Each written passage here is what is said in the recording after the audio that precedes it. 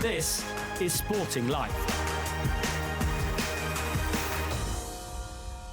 Well, welcome along to the Sporting Life Racing podcast. David Orger by Graham Cunningham, Ed Chamberlain from a service station near Dundalk Racecourse. A fleeting appearance for Fran Berry as we look ahead to the Breeders' Cup. Some good domestic racing. Look back on one or two news stories. Let's start. Ed, you were at Cheltenham last week for the Friday. I see you were dropped for the Saturday coverage, but you were there for the Friday.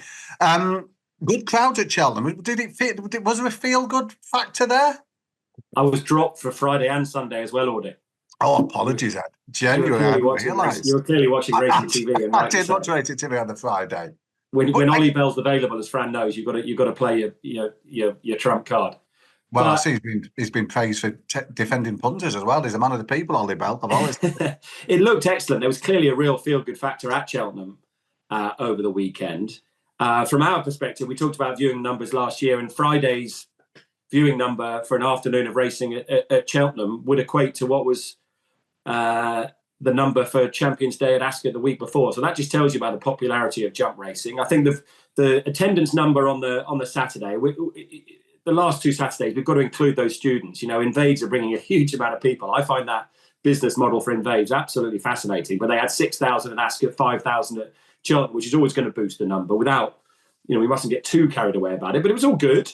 On the track, it was a little bit like Fran Berry coming over and beating some of our decent golfers. It was a little bit like their League Two sides coming over and beating our Championship sides, Audie. It wasn't the British Premier League sides. There wasn't much Henderson. There wasn't much Nichols. There was plenty of Skelton, which was good.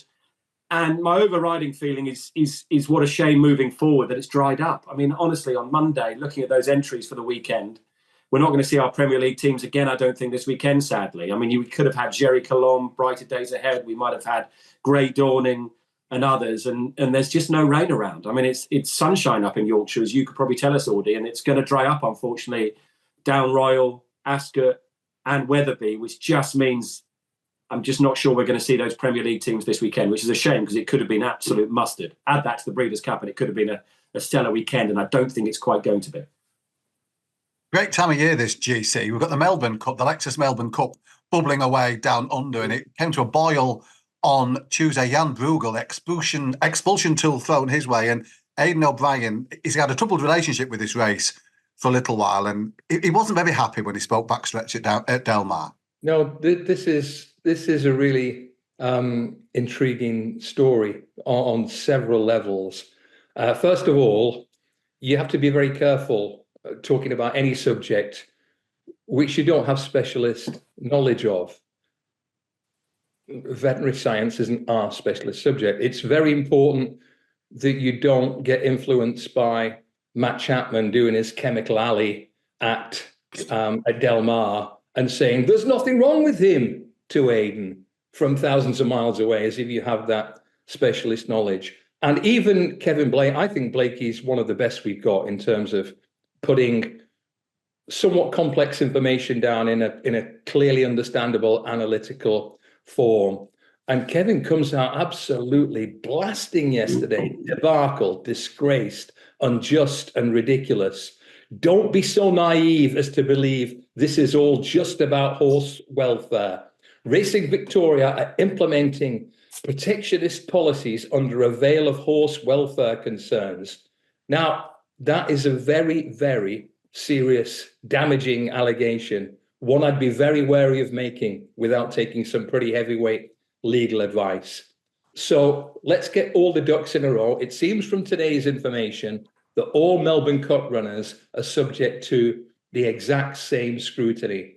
If that's the case, I have a very hard time believing some of these, how shall we say, conspiracy theories surrounding Aidan being rubbed out of the Melbourne Cup. Remember, he had Anthony Van Dyke, lost his life there, so did Cliffs of Moher.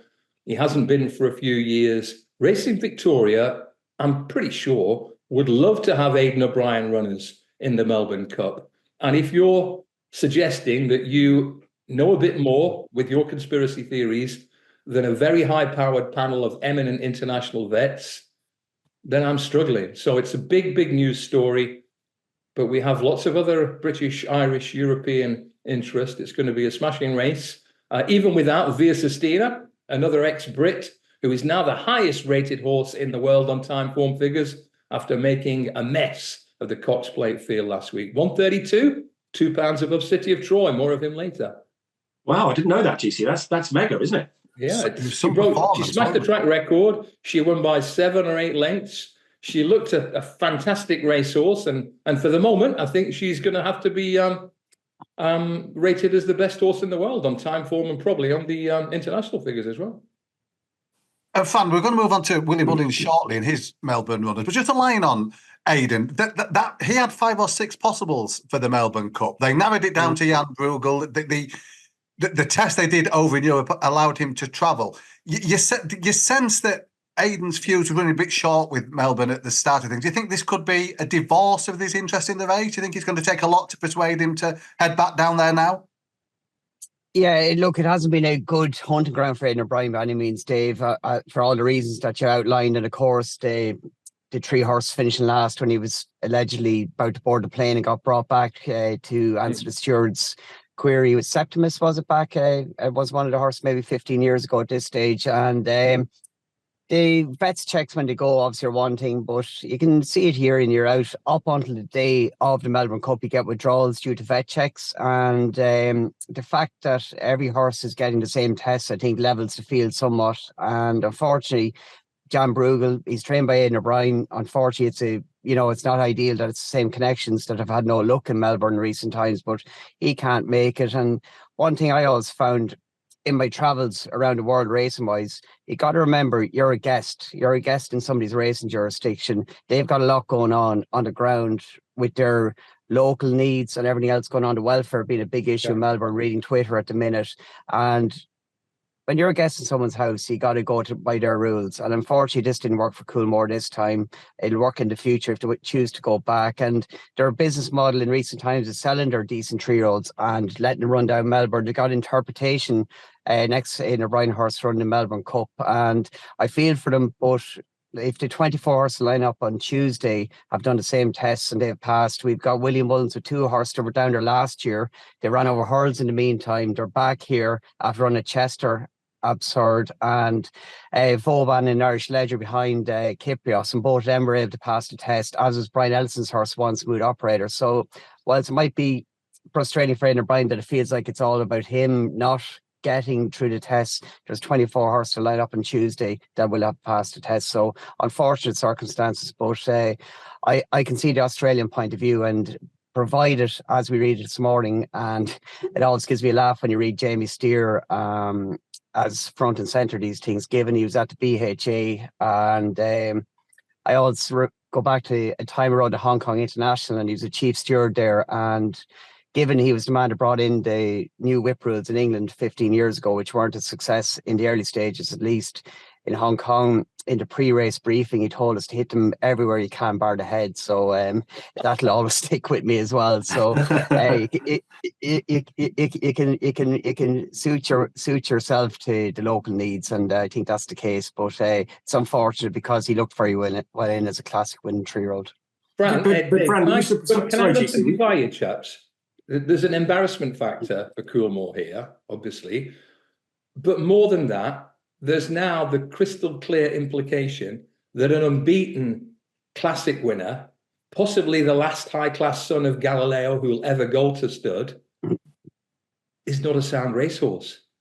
And most people won't judge Jan Bruegel by that, depending on what he does over the next year. But you see what I mean? The Aussies have put a little asterisk against that horse's soundness that is going to really irritate the stallion makers at Coolmore. That's a really interesting point, isn't it? And it's something that I don't know. It'd be fascinating to see, because we just presume he's heading back to Europe. Is it Hong Kong? Did he say? Hong Kong, I think. Yeah. So they're going to keep going. But I also remember Aidan doing an interview after the Legend. I can't remember where it was. You might remember it, Fran, where he preempted this. He said this might well happen with a 3-year-old of this nature developing. To me, it came as no great surprise after he'd said that. Yeah, I do remember that line vividly. He was worried about whether he would actually get the green light to go in the first place, didn't he? And he clearly got that, but not the one out there. Fran, Willie Mullins has done so many amazing things in recent times. You run the list. To have decided to fly out to Australia to see Vauban and Absurd for a day after Champions Day is right up there with the list. But you do get the sense that they think this preparation this year, taking them there oven ready, is going to make a big difference. Yeah, and it's interesting. Willie Mullins, he maintains it to win an English Grand National, you got to get miles on the clock like a marathon runner. And the way he's talking about the Melbourne Cup, you have to get miles on the clock in the staying division. And both Absurd and Vauban have been a lot busier this year going to Melbourne on the track than they have in comparison to previous year. Absurd, of course, won the County Hurl at Cheltenham, and as well as that win at Chester recently. And you just get the feeling that he learned a lot from last year. Obviously, Vauban, he done that spectacular bit of work a week before the race. That left the race behind him on Melbourne Cup Day. They felt they had to get the work in on that occasion to get him to Melbourne Cup a week later, but it burnt him out somewhat, left him flat.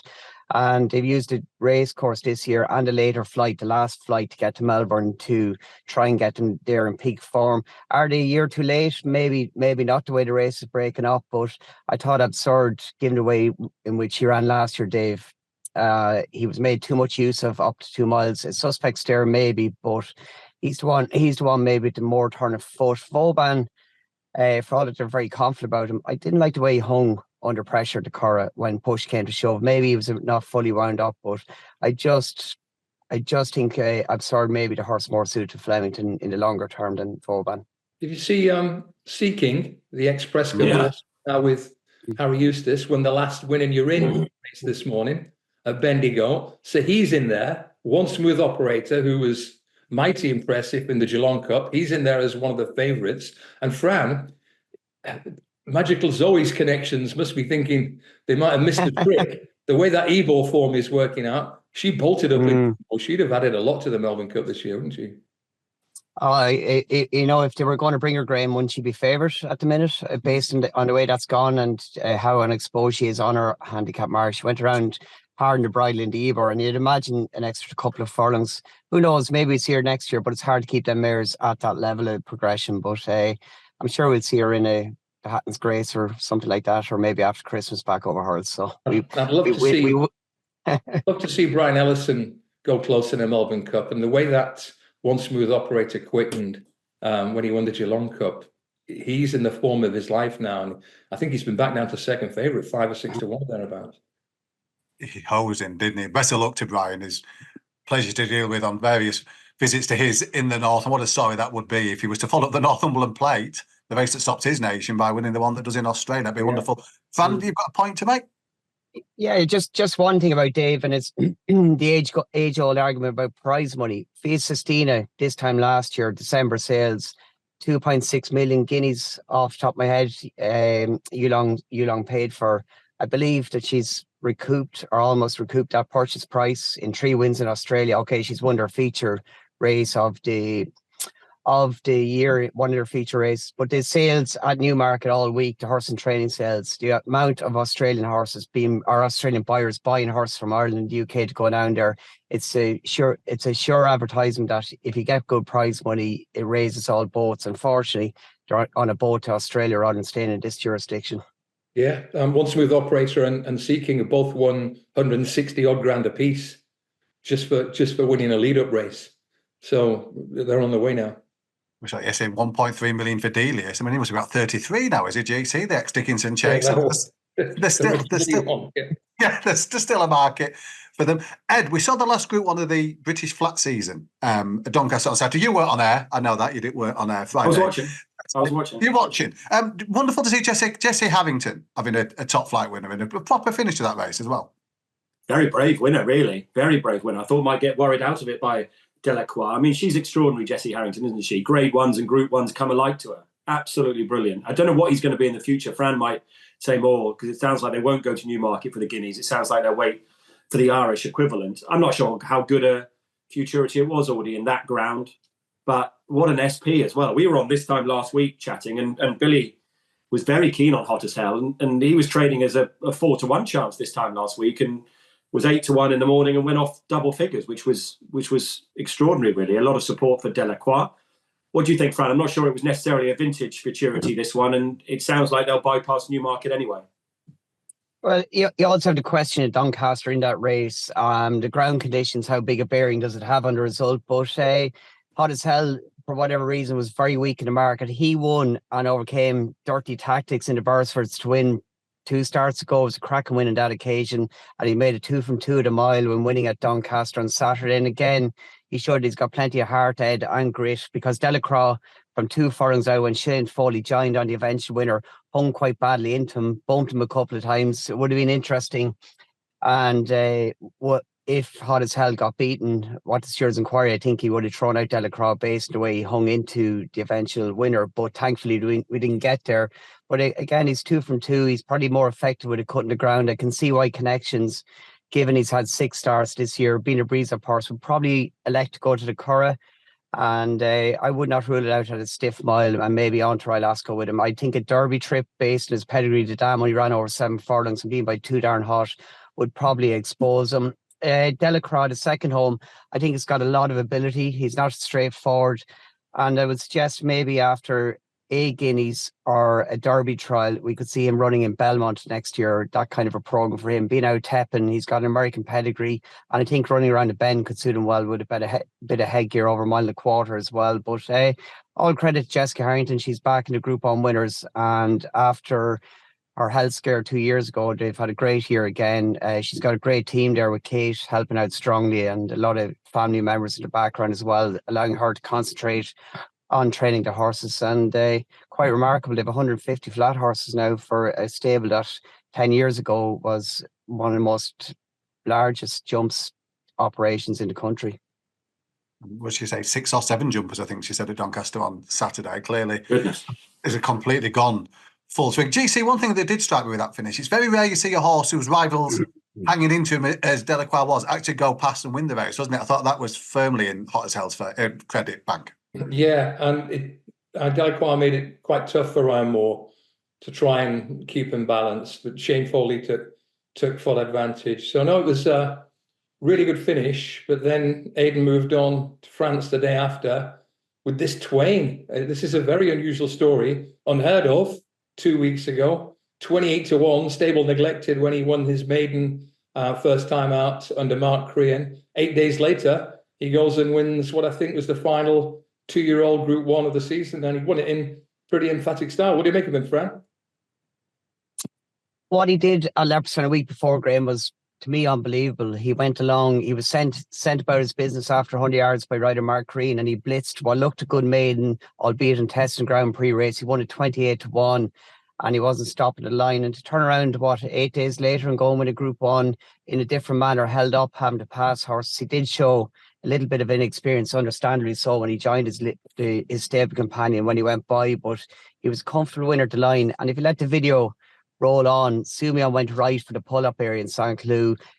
Twain was galloping around the bend with Ryan Moore, and he was definitely not stopping. He could be anything, given what he did at Leopardstown. If he didn't run last week, he was a 2-year-old to follow for next year.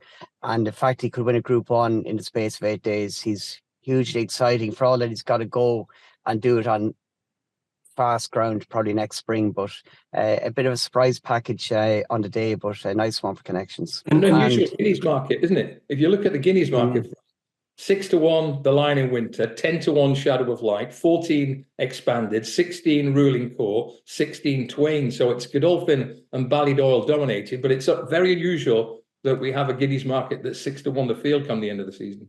And is this the challenge, Fran, for punters? You spent a bit of time at Ballydoyle. And Twain, I imagine they probably didn't know where they stood with him. I mean, it's a bit of guessing, isn't it, for us, let alone Ballydoyle, when they've got an absolute conveyor belt of 2-year-olds like they've had. I think the fillies might be a little bit clearer. I'm not sure whether the pitch is clear with the colts at all, is it?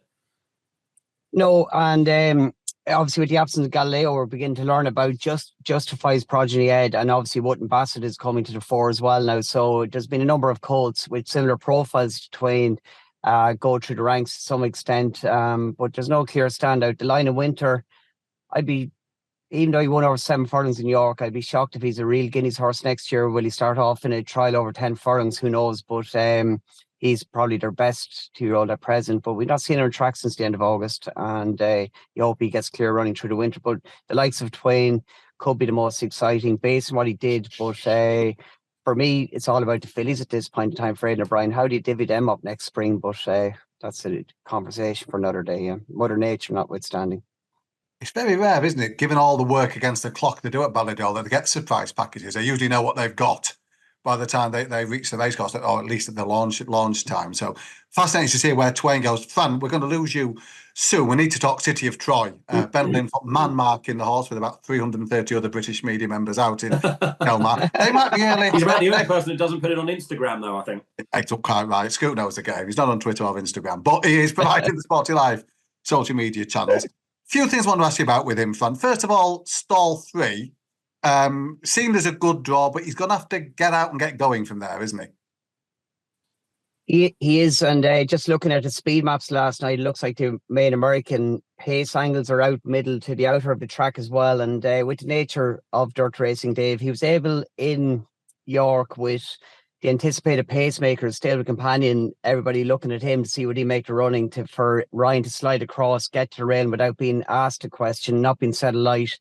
It's going to be a different scenario at Delmar on Saturday. We've seen that, he's going to have to be quickly out of gates, quickly into stride, and you're going to have to commit down to that first bend at least. And if they cross you, then well and good, but you're in the box seat position. And then he's going to have to contend with the kickback as well. So for me, whatever City of Troy does on Saturday, it's all about the first 15, 20 seconds for him, because if Ryan Moore has to sit down the saddle and chase him at any point up until the winning post or turning into the back straight, it's game over. You can't do that and sustain a run, I think, on the turf.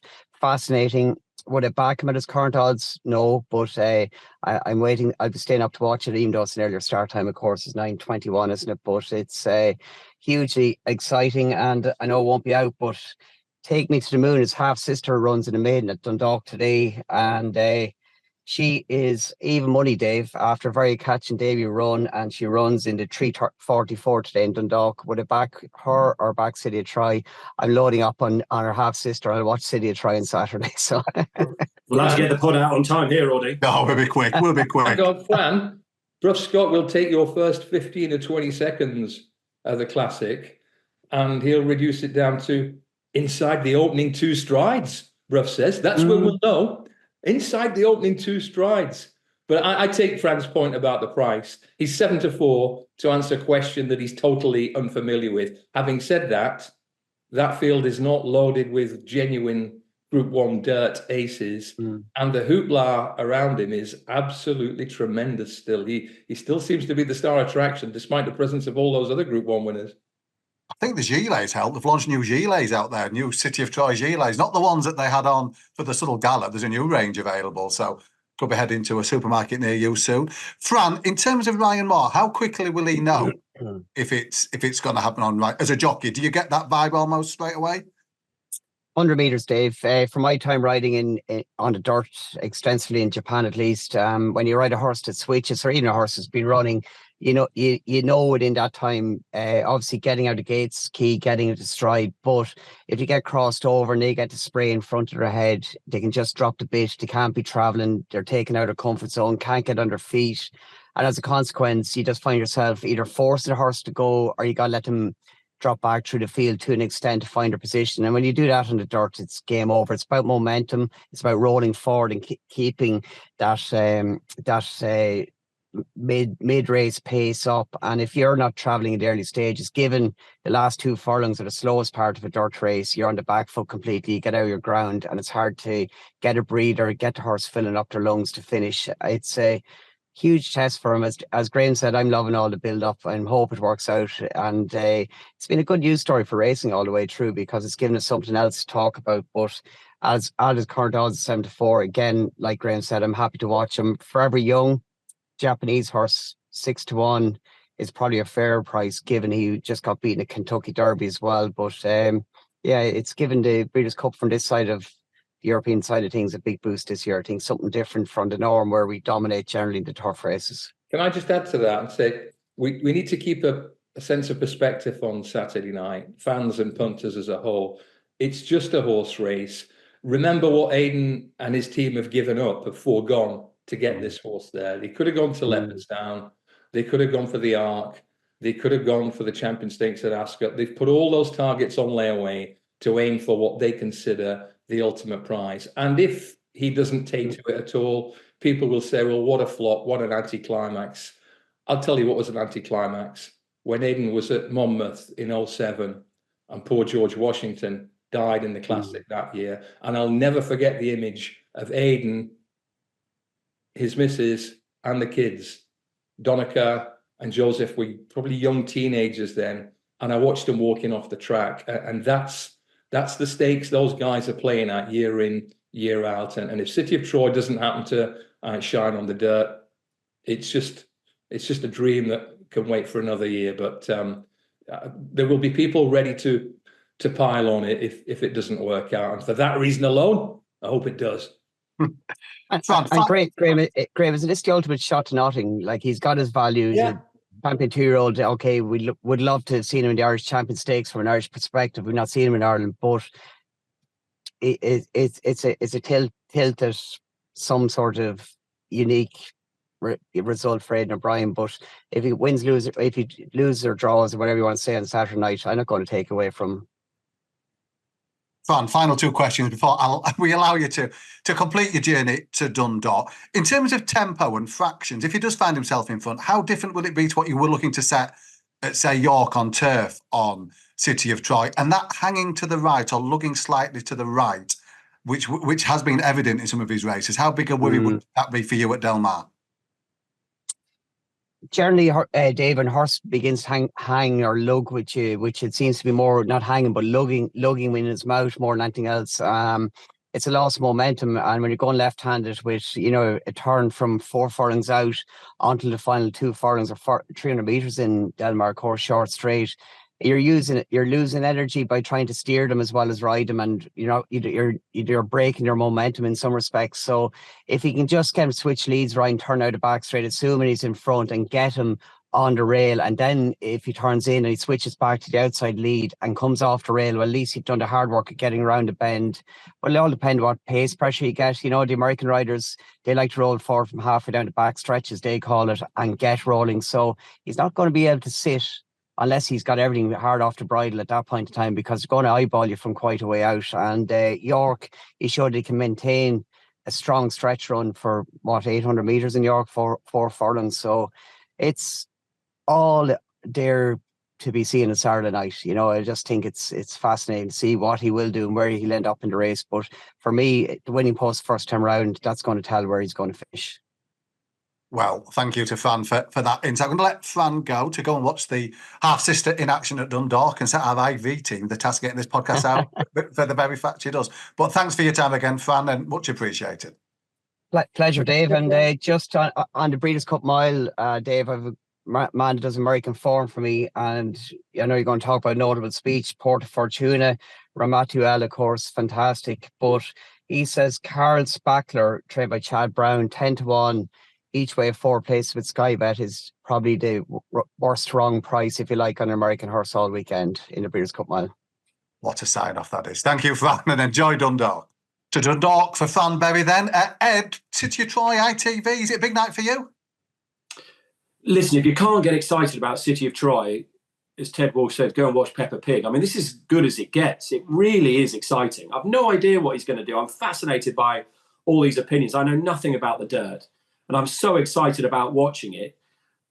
It's fascinating to hear what GC said about George Washington and the heartbreak the O'Briens had there. 23 years ago, they had their first dirt winner, which they couldn't really celebrate because it was straight after 9/11 that year. Just imagine the unbridled joy if City of Troy wins on Saturday. It will be incredible. In my world, to give you an insight into my world, with it going off earlier than a classic normally would at Del Mar, we're showing it on ITV4, which means you immediately look what it's up against. There's no Premier League football late game on Saturday night. Good.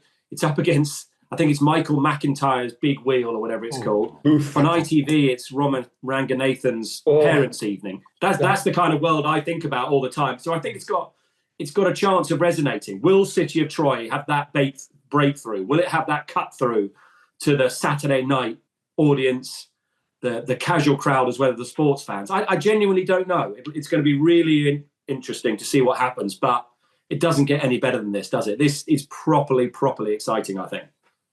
Yeah, and it's a great support card's the wrong word, but great racing as well. I've had a tip for the Breeders' Cup Mile, one of Chad Brown's GC. Was that one on your radar at all? Yeah, I've been looking at these Breeders' Cup races the last day or two. Carl Spackler looks now.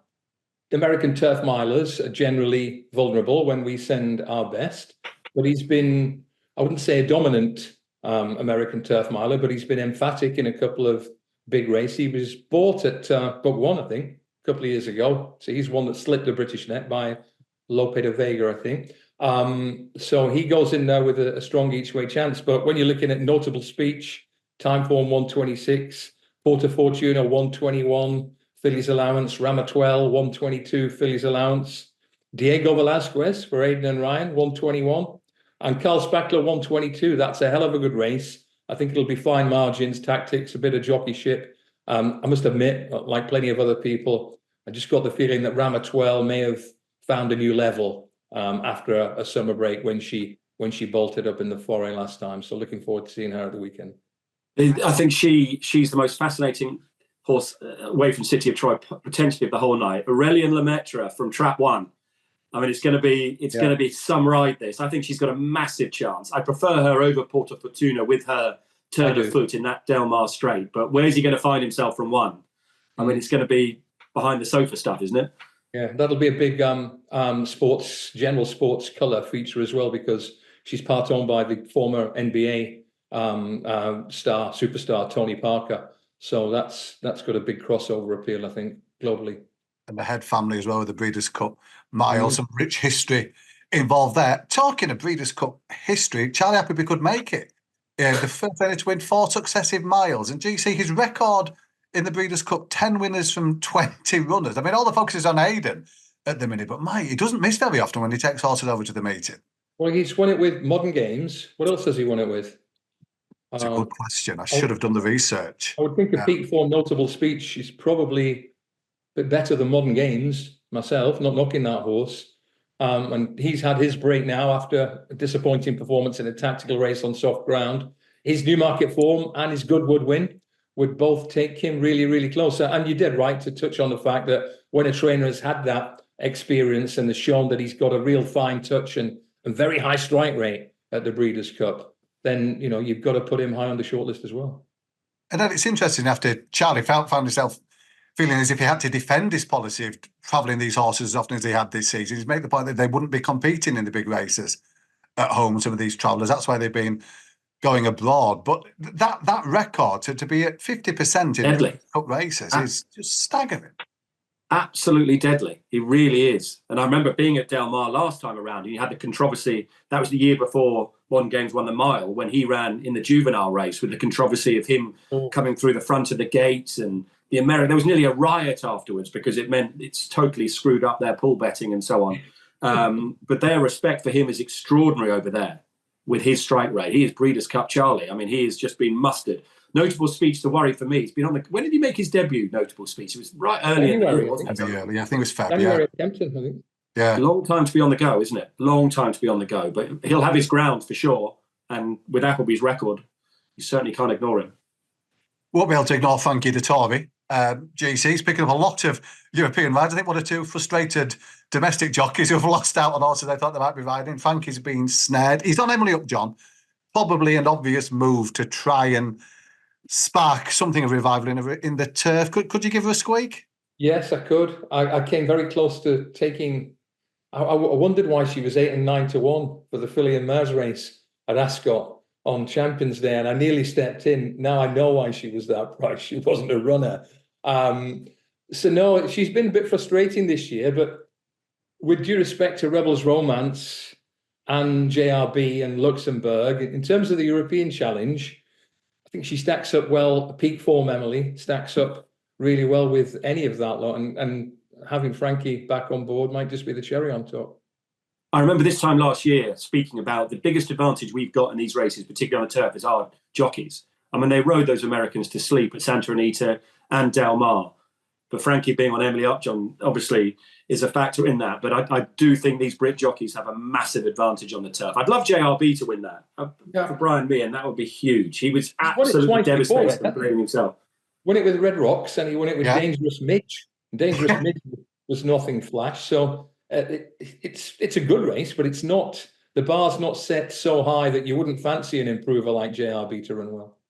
And in terms of Rebel's romance, I mean, Ben Linfoot's interview on Sportsline Plus with Charlie Appleby, thought it was his best chance of the week. Stall 11, GC. Would that worry you in a turf? I think it would slightly. I don't have all the data from Del Mar, and they wouldn't run many, if any, turf races at that distance with that size of field. But just instinctively, you would prefer something low to middle, I think, especially for a horse who tends to get quite close to the pace early on. In the sprint, we've got this is a race. This is a race. Turf sprint. I should make that point. Yes, I remember days when they likes taking on the dirt, but the turf sprint is available nowadays. And we've got some really good sprinters in there, but the red hot American favourite GC, they're head of the market. Have they got a good one to take on our speedsters? Well, they have, but he might just make the market for the best of ours, who I think is Bradsell. You won't be shocked when I hear that. But Coburn is earned a rating of 121, and he has been a dominant American turf sprinter. And it's a bit like saying that Sporty was the best singer in the Spice Girls, because turf sprinters in America are not their speciality. But he has been absolutely dominant, and he's uncomplicated. So he's highly likely to run his race. Steve Asmussen, I think, is the trainer. Is he the one that went round? Was it Festival Downs or whatever? It's not Festival Downs. Yes. Kentucky Downs. Yes. On rails, he did that day. It looks like they need to. I know they've got fortunes from the casino next door. Eddie, it looks like they need to invest in a lawnmower. The grass is about, and a changing room. about 12 inches long. But no, he whizzed in. That was his latest win for loads of money. But he's 121 on time form. I see no reason why Bradsell won't be running to 120 plus, given his record over the last few months. So he's about 5 or 6 to 1. Plays about 11 to 8 Coburn. So Bradsell might be one of the value options from the Euros this weekend, I think. He's pitched wide, GC. It seems to be asking the same question every time. But he's going to go forward, isn't he? You'd have thought. So do you think he can overcome that?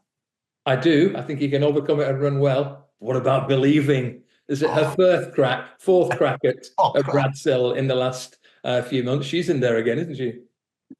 She's the horse I wanted running on soft ground over 6 furlongs. Here she is at Del Mar over 5. I mean, oh my goodness. I mean, you can just see her getting too far back again, can't you? And Big Evs is there for Mick Appleby after he wasn't well drawn in the Nunthorpe, was he, lads? But even so, he didn't shine in relation to Believing, who was also in the same wide track. And Ed, in terms of Believing, the worry is he's going to be quick enough and hold the position. In those terms, stall 1, which might look as a plunder if you're going to get out and go, probably not ideal for her. No, it's not ideal. And a lot of talk is made of her and the blinkers and the stars. I've always said it's mid-race for her. She just has that small flat stop where they get away from her and she'll run on. I'm sure she's going to finish fast, but I think they'll be away and gone, unfortunately. I hope it's Bradsell, but a bit like the American Mole that Fran had in the mile. My American Mole says this Coburn is an absolute rocket. So I think we might be actually up against it in this. Should make for spectacular viewing, as it always does. Fantastic 2 nights at Del Mar. Don't get to check out Ben Linfoot's coverage on Sporting Life. GC, what's your main hopes for the night? What are your main fancies across the 2 nights of the Breeders' Cup?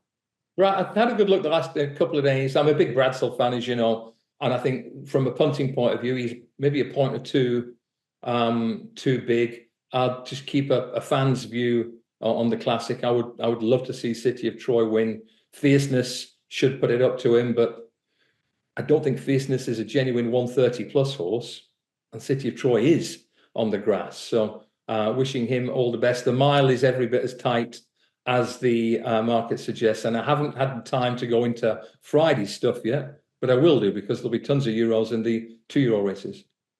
Yeah, Lake Victoria, I can't wait to see her. Yeah. I mean, she could be very special, I think. I do find it odd that we're going to be at Del Mar for the next 2 years, Audie. I mean, the turf track at Del Mar is like nothing I've ever seen before. Honestly, there's going to be so many bad luck stories for World Championships. I never find that ideal. They're there again next year? Yeah. Isn't it? They don't have many options. I know. It hasn't been there again next year. It's not ideal, really. But listen, hasn't been in New York absolute box office. No. Hasn't been in Belmont or Monmouth. Had a terrible week when they had it, and I don't think they're interested anymore. So it's strictly a Central Belt and West Coast thing these days. Well, there's our thoughts on the Del Mar card. Just going to break off now and talk to Mark Milligan, time-formed US expert, who has got 3 horses from the home team to keep on side across the 2 nights. Well, as promised, it's time to catch up with Time Form's Mark Milligan, our US expert. And Mark, the panel have been discussing their City of Troy, their thoughts on him in the Breeders' Cup Classic. What do you make of his chances? It's such a difficult one, isn't it, Dave? Because it's the great unknown. I mean, we go back to the end of City of Troy's juvenile campaign, and I was advocating on Twitter at that point that the main aim should be the Breeders' Cup Classic as a 3-year-old. But the more I've seen of him, the less convinced I am that he's going to have what it takes for this sort of test on dirt. Yes, he's sired by Justify, who was a spectacular Triple Crown winner, as we know, but his pedigree's all turf on the other side, isn't it? He's not a big, robust type, which is what you normally expect with good quality dirt horses. And I just wonder if, yes, he managed to go from the front at York last time, but managing to control a Breeders' Cup Classic from the front when you've never raced competitively on dirt before, it's a completely different kettle of fish, isn't it? So my heart says I'd love to see him win. I think it'd be superb, but I just think it'll be too much for him, in all honesty. And is it a decent classic? What's the best of the Americans in there, Matt? No, it's not a good classic. And if you were going to handpick a year to have a go with a horse of City of Troy's profile, this would be the year to go for it. The older horses in America, the cupboard's been bare for a little while now. The 3-year-olds are not particularly good. The best of them, and my idea of the winner, is Todd Pletcher's Fierceness. Yes, he's blown out a couple of times in his career, and he was having a few problems at the gate early in his career and wasn't breaking that well. That surfaced in the Champagne Stakes last year and again in the Kentucky Derby this year.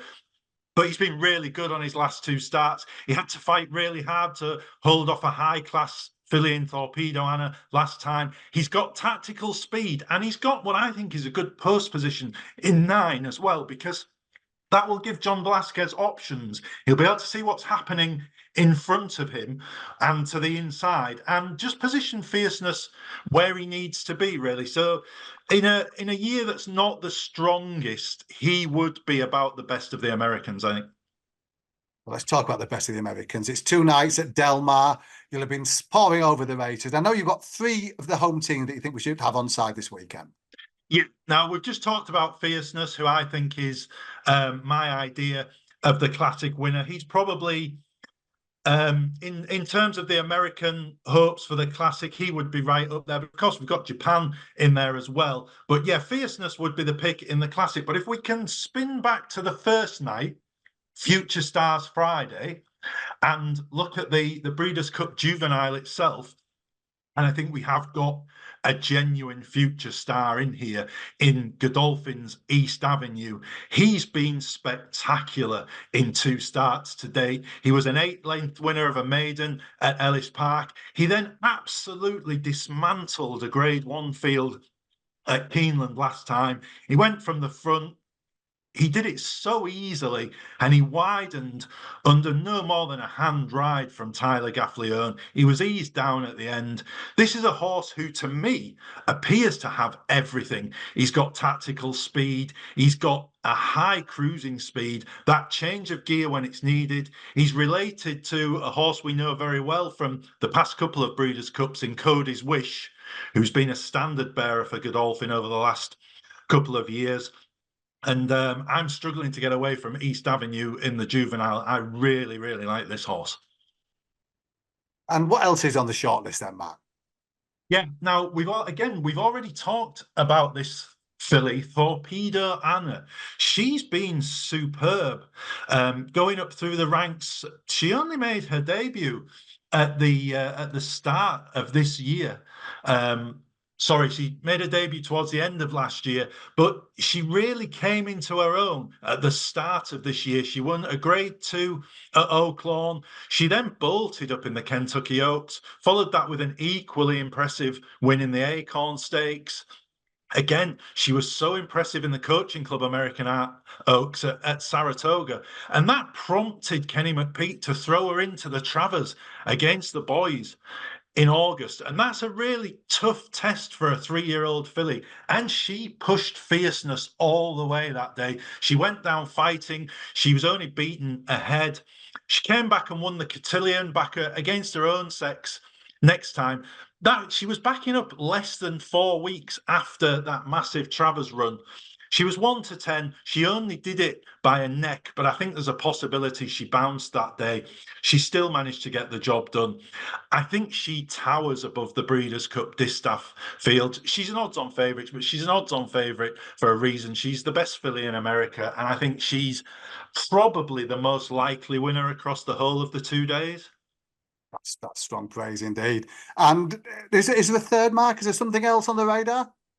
Yeah, we've got, obviously, when we look at the turf races, there are traditional races where the Europeans dominate, aren't they? And I love the globe-trotting Rebels Romance in the Breeders' Cup turf.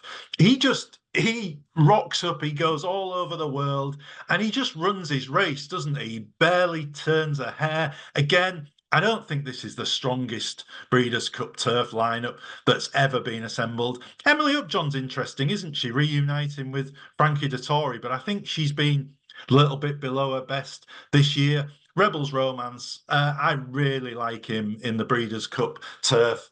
Obviously, he's not one of the home team. He's one of the Europeans. The 3 for the home team for me would be Fierceness, Torpedo Anna, and East India in the juvenile. East Avenue, sorry, in the juvenile. Torpedo Anna, the most likely winner across the 2 days. My nap is going to be East Avenue, though, in the juvenile on the Friday. Really, really like this horse. It's Future Stars Friday, and I think he is a future star. So we're now going to talk a little bit about the jumps action at Wetherby and Down Royal this weekend. GC Cheltenham, return of the Charlie Hall Chase. Are you up for the jumps?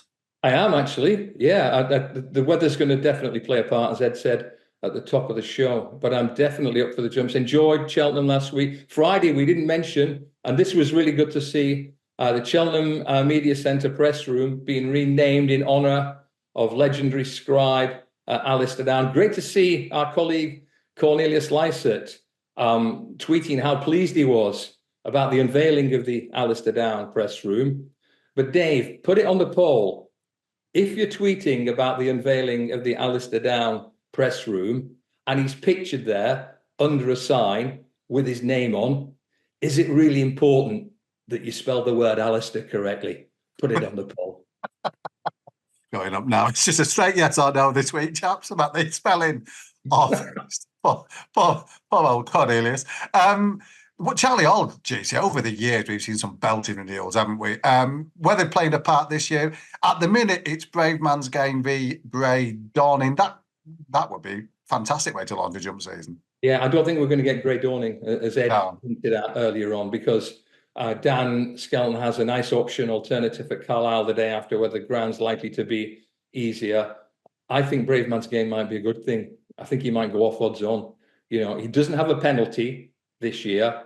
He was second with a significant penalty last year. He may well have beaten Gentleman's Game. I think Harry Cobden, not like him, was a little overconfident. And between them, they made a bit of a mess of the last. And he did go off the boil, but you know he'll be tuned up good and proper for this race. So I think he's going to take a power of beating without the penalty. And without Grey Dawning, and even with Hewick, if Hewick runs, he'll be giving Brave Man's Game several pounds this time. And I think he'll reverse that King George form and win at Wetherby this weekend. I do feel so sorry for Wetherby, though. When you think a few weeks ago, with all the rain we had, it looked like soft ground was going to be guaranteed for the start of the jump season. The entries for this race are fabulous, with Brave Man's Game, Grey Dawning, Jerry Calorme, Conflated, French Dynamite, Hewick, Iroko, etc. And then it's dried up.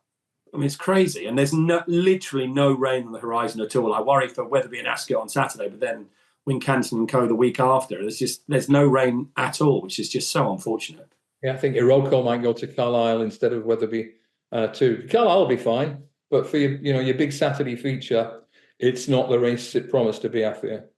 It's a good card, that Sunday card at Carlisle, isn't it, JC? The Conor Park always a strong race, and it's good support races as well. It is. And on that topic, Ahoy Senor, I think, made his chasing debut in that race, tipped up late on a couple of years ago. And I went to Aintree last Sunday, good crowd, about 60% of them decked out in Halloween gear, big Halloween family day. I watched Ahoy Senor given the gentlest of reintroductions in the old Rowan under Derek Fox.